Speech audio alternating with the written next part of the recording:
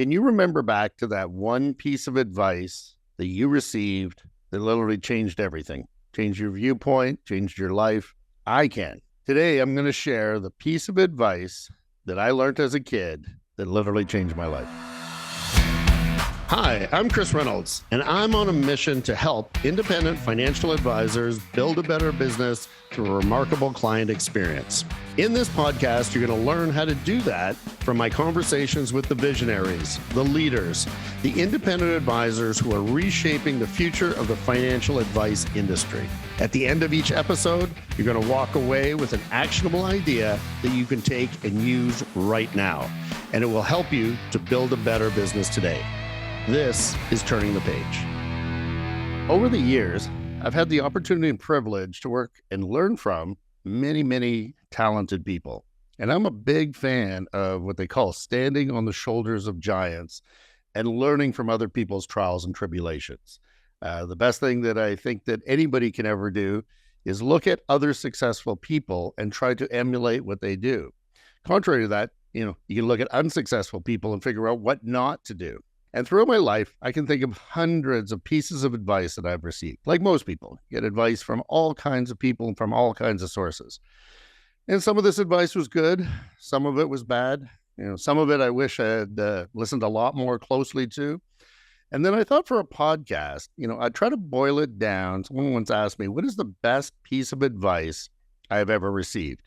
And I hope that by taking this piece of advice that I have narrowed down from the literally hundreds of pieces of advice that I've been given over my life, to the one thing that I can say that I can point to and I can say actually changed my life, and hopefully you can benefit from it as well and apply it in your life.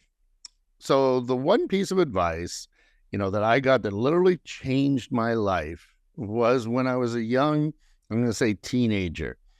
In previous podcasts, I might have talked about, how I grew up. I grew up north of Toronto on a horse farm. My father trained racehorses, thoroughbred racehorses. And so this was something I grew up with and knew my whole life. And in my teenage years, I started to work at Woodbine Racetrack, for those who know it, in Toronto. And I started to work for this very successful trainer. In fact, he wasn't just a successful trainer in Canada. He was also a very successful trainer in the United States as well. And what I wanted to figure out is, why was he so successful? I started observing what he did differently from the other trainers on the track. And I was fascinated by this. And after careful observation, I noticed, he hardly ever worked at all. And this ended up to be his secret. See, as background, my father, and in fact, my family, were all proud workaholics. They used to brag constantly about how early they woke up in the morning and how hard they worked all day and how late they worked at night. And I watched this. I watched my dad get up early in the morning, work all day. But the only thing he seemed to get out of all his hard work was exhaustion. But by contrast, this highly successful trainer hardly did anything. He seemed to come in late. He'd walk around, he'd talk to some of his staff, he'd look at the horses, he'd drink a lot of coffee, he'd read the newspaper, he'd write in a journal, and that's what seemed to be his whole day. And it confused me because as I said, I was used to a whole family of workaholics. And so one day I had to ask him what the deal was. So one day I worked up the courage and I asked him, I'm like, why do you seem not to do anything? And yet you're so successful. And so he sat me down and he said this to me, and I will never forget this piece of advice. He said, son, the secret to success in the long term is use your head, not your body. Too many people think work is about wearing out your body. But in reality, you should find a career where you're only paid to think and get others to do the work. And by the way, they're way better at it anyhow. He said, always use your head. You see, son, your body wears out, and you will limit the amount of money you will ever make by using your body, or how long you could make it. But if you use your head, then you can multiply your successes tenfold. And that success can literally go on forever. He said, let me tell you the simple math of what I'm trying to tell you here. From the neck down, you might be worth $100,000 to maybe $200,000 a year. But from the neck up, you are worth untold millions. Choose your career wisely. And I thought, wow. And it took me a while to really get my head around what he was saying to me. And what does he mean, neck up or neck down? But at some point, it was like a light bulb going off. And that piece of advice, I can tell everyone, literally changed my life. I started to ask myself, am I using my head or my body? When I work on the racetrack, I'm using my body. Whenever I do anything physical, I'm using my body. But then if I could use my head in some way and building a career around that, then I will be using something that, again, is worth untold millions and is successful forever. And from that day forward, I started to use my head and not my body. I started to read everything I get my hands on about businesses. I read biographies of other successful people. I started to read about money and investing in general. I took this advice and I studied what the world's most successful people did differently.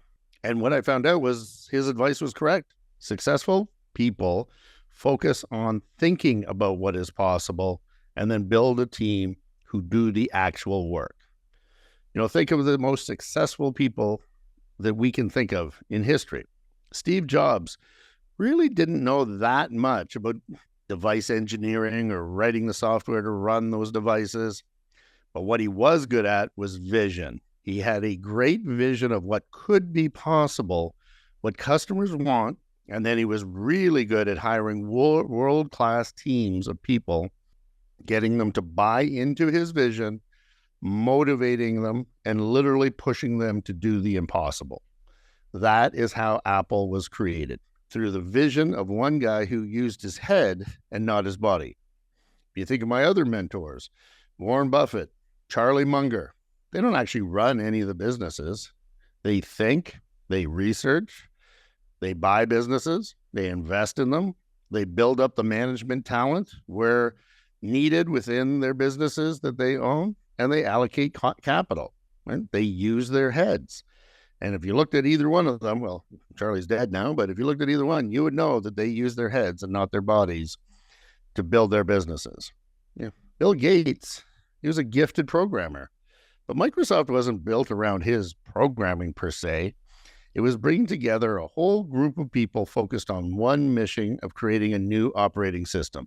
And it was that vision and that business idea that Bill Gates continued to push and push and push. He used his head, not necessarily his body. And the more I read, the more I saw there was example after example after example of people working from the neck up, working from the neck down. And from all this reading, at that point in my late teen years into my early 20s, I knew what I wanted to be. I knew I wanted to be an entrepreneur. I knew I wanted to work with my head and not my body. This advice that was given to me changed my entire viewpoint on how to create value by using the skill sets of others to build a company, and it created value for my customers. And it was simply a point of building up more and more people that wanted to share in the vision that we were all bought into, that we all shared this way of servicing our customers. It was from this one piece of advice that I learned that the only real asset or commodity that any human has is time, and how they use that time and where they most use that time. And you can trade time for money easily. That's called a job, where you trade your time for money for somebody else. Or you can use your time to create a team of people with skill sets far superior to your own to build something of value. You can spend your time thinking about solving customer problems and working on the business, but you can never get rich working in the business. I've learned that every time that you do something you hate, you deprive somebody else of doing something that they love. And you should never use your body for work, only your brain. So this is the best piece of advice that I have ever received. And I hope you take the time to really think about this best piece of advice that I've ever received. And if I was talking to young people, and I do on a very regular basis, I tell them all the same thing. Focus your career on the neck up, since it is what creates a legacy versus what working from the neck down, which one day will probably wear out. Don't limit your potential with neck down work. So, ladies and gentlemen, I can tell you this one piece of advice that I took to heart has made all the difference in my life. And I hope it makes a difference in yours too.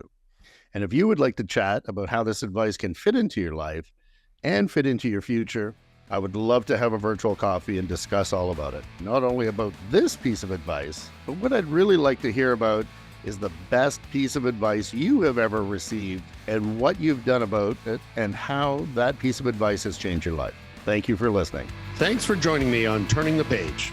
What did you learn from today's episode? If you follow me on LinkedIn, please drop me a comment there. I'd love to chat with you about it over a virtual coffee. Send me a message on LinkedIn, or you can do so at our website. The link's in the show notes. I'm Chris Reynolds, and until next time.